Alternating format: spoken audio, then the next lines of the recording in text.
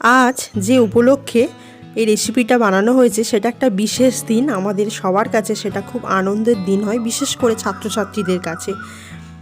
আজ আমরা বানাচ্ছি খিচুড়ি, খুব সহজ পদ্ধতিতে সরস্বতী পুজো উপলক্ষে। আর হাতে মাত্র কয়েকদিন গোনা সরস্বতী পুজো কিন্তু এসে গেছে, তাই আজকের আমরা খিচুড়ির রেসিপি আপনাদের সামনে তুলে ধরবো। তুমি ঠিকই বলেছ, শুধুমাত্র খিচুড়ি আজকের আমরা বানাতে চলেছি সরস্বতী পুজো উপলক্ষে। তবে খিচুড়ি মানে যে কেবলমাত্র বর্ষাকাল উপলক্ষেই তৈরি হয় তা কিন্তু নয়। খিচুড়ি মানে সরস্বতী পূজা, আর সরস্বতী পূজা মানেও কিন্তু খিচুড়ির একটা গন্ধ।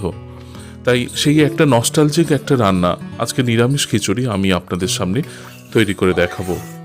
খিচুড়িটা বানানোর জন্য প্রথমে সয়াবিন তেলে আমি হাফ বাটির মতো মুগ ডাল সেটাকে ভেজে নিচ্ছি। ওজনে 100 থেকে 150 গ্রামের মতো মুগ ডাল। আমি বাড়িতে 3জন কিংবা 4জন সদস্য থাকলে সেইভাবে আমি আজকের খিচুড়িটা বানিয়ে দেখাচ্ছি। 2টো গোটা শুকনো লঙ্কা আর অল্প একটু 5 ফোড়ন দিয়েই মুগ ডালটা একটুখানি ভেজে নিচ্ছি। জাস্ট হালকা বাদামি রং ধরলেই কিন্তু ডালটাকে আমি তুলে নেব। ডালটা ভাজা হয়ে গেছে। এরপরে ডালটা তুলে নেওয়ার পরে ওই তেলের মধ্যে এবং ওই কড়ার মধ্যে আমি কেটে এবং ধুয়ে রাখা আলু দিয়ে দিচ্ছি। একটা আলু একটুখানি বড় বড় সাইজে কেটে আমি আলুগুলোকে একটুখানি ভেজে নেব। আলুটা একটুখানি ভেজে নেওয়ার পরে আমি গাজর একটা, তারপরে বিনস অর্থাৎ বিন কড়াই এবং মটরশুঁটি এবং ফুলকপি, এই 4টে উপকরণ দিয়ে আজকের খিচুড়িটা বানাবো। অর্থাৎ এই 4টে সবজি কিন্তু আজকের খিচুড়ির মধ্যে যাবে।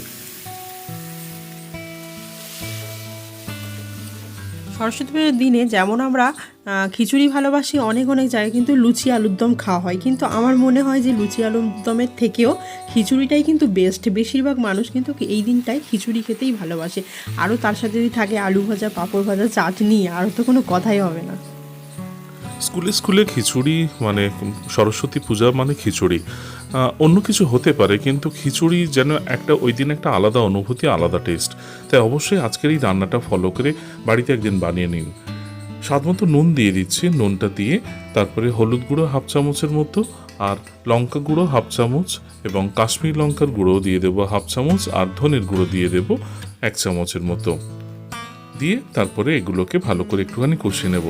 আজকের খুব অল্প একটুখানি তেল ব্যবহার করে রান্নাটা করছি, খুব অল্প তেলে ব্যবহার করব। আপনারা অবশ্যই যারা একটুখানি হেলথ কনসিয়াস তাদের জন্য আজকে ভীষণ উপকারী হবে।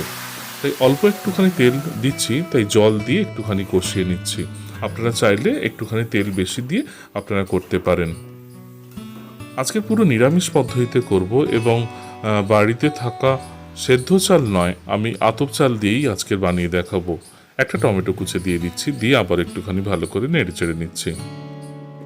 কষা হয়ে গেছে। এরপরে যে হাঁড়ির মধ্যে আমি খিচুড়িটা বানাবো 1 বাটি আতপ চাল দিয়ে দিচ্ছি। আতপ চালের জায়গায় আপনারা গোবিন্দভোগ চালও কিন্তু দিতে পারেন। আমি সেদ্ধ চালের খিচুড়ি আগে একবার বানিয়ে দেখিয়েছি বর্ষাকাল উপলক্ষে। আজকের আতপ চালের খিচুড়িটা সরস্বতী পুজো উপলক্ষে শেয়ার করছি। চালটা দুবার ধুয়ে রাখার পরে আমি পরিমাণ মতো জল দিয়ে এটা আমি বসিয়ে দিয়েছি গ্যাসের মধ্যে। একটুখানি গরম হয়ে যাওয়ার পরে ভেজে রাখা যে মুগ ডালটা ছিল সেটা এর মধ্যে দিয়ে দিলাম, দিয়ে ভালো করে নেড়ে ছেড়ে নিচ্ছি। মুগ ডালটা দিয়ে আবার বেশ কিছুক্ষণ নেড়ে ছেড়ে নেওয়ার পরে আবার একটুখানি সামান্য ফুট ধরে গেলে তারপরে যে কষে রাখা সবজিগুলো সেটা এর মধ্যে দিয়ে দিচ্ছি। সেদ্ধ চাল হলে আপনারা একটুখানি যখন ভালো করে ফুটে যাবে তখন দেবেন, কিন্তু যেহেতু আতপ চাল তাড়াতাড়ি সেদ্ধ হয়ে যাবে, তাই অল্প একটুখানি ফুট ধরলেই তবে কিন্তু দিতে হবে। আজকের এই রান্নার প্রসেসটা ফলো করবেন, দেখবেন আপনাদের খিচুড়িটা পারফেক্ট হবে, খেতে কিন্তু দারুণ সুন্দর হবে। যেহেতু খিচুড়ির মধ্যে অনেক রকমের সবজি দেওয়া থাকে, এগুলো আমাদের শরীরের জন্য প্রচুর ভাবে উপকারী, তাই কিন্তু এটা বাচ্চারাও অনায়াসে খেতে পারে। তারা বাচ্চাদের জন্য যদি বানান তাহলে কিন্তু কাশ্মীরি লঙ্কার গুঁড়ো বা লঙ্কার গুঁড়োটাকে অ্যাভয়েড করতে পারেন, তাতে করে কিন্তু বাচ্চারাও খুব অনায়াসে খেয়ে নেবে। খিচুড়ির সঙ্গে আমরা বাড়িতে যে আনুষঙ্গিক জিনিসগুলো বানাই, নিরামিষ একটুখানি আলু ভেজে নিচ্ছি, একটু চাকা চাকা করে আলু ভাজছি। আপনারা যদি এই রেসিপি পেতে চান তাহলে অবশ্যই আমাকে জানাবেন, আমি পরে কখনো আলু ভেজে দেখাবো আপনাদের সঙ্গে। তার সঙ্গে আমি একটা বেগুন, সেটাও মোটা সমেত অল্প একটুখানি নুন দিয়ে ভেজে নেব, এবং একটুখানি চাটনি না হলে কিন্তু হবে না। তাই সরস্বতী পুজোর সময় টমেটোর দামও কম, টমেটোর চাটনি কিন্তু দারুণ সুন্দর যাবে। টমেটোর চাটনি কিভাবে বানাচ্ছি তার কোনো রকম আমি প্রসেস বলছি না। আপনারা যদি সেটা চান অবশ্যই আমাকে কমেন্টে জানাবেন আমি কিভাবে টমেটোর চাটনিটা সুন্দর স্বাদে করলাম।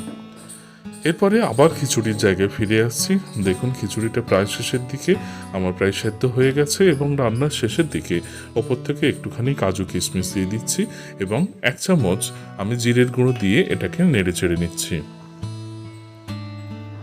আপনারা চাইলে একটুখানি, যেহেতু নিরামিষ খিচুড়ি, একটুখানি চিনি দিতে পারেন, তাতেও কিন্তু স্বাদটা দারুণ হবে। এবং শেষের দিকে আমি 1 চামচ ঘি দিয়ে একটু নেড়ে চেড়ে নিলাম। কত সুন্দর দেখতে হয়েছে দেখুন, দেখেই যেন খেতে কি লোভ লাগছে। এরকম গরম গরম খিচুড়ি পেলে বেশ অনেকটা খাওয়া যায়। তো চলুন এখন সার্ভ করে দেখানো হচ্ছে। আর এখানে দেখুন কি সুন্দর করে বেগুন ভাজা দেওয়া আছে, আলু ভাজা, এর সাথে চায় আলু কষাও কিন্তু মন্দ যায় না।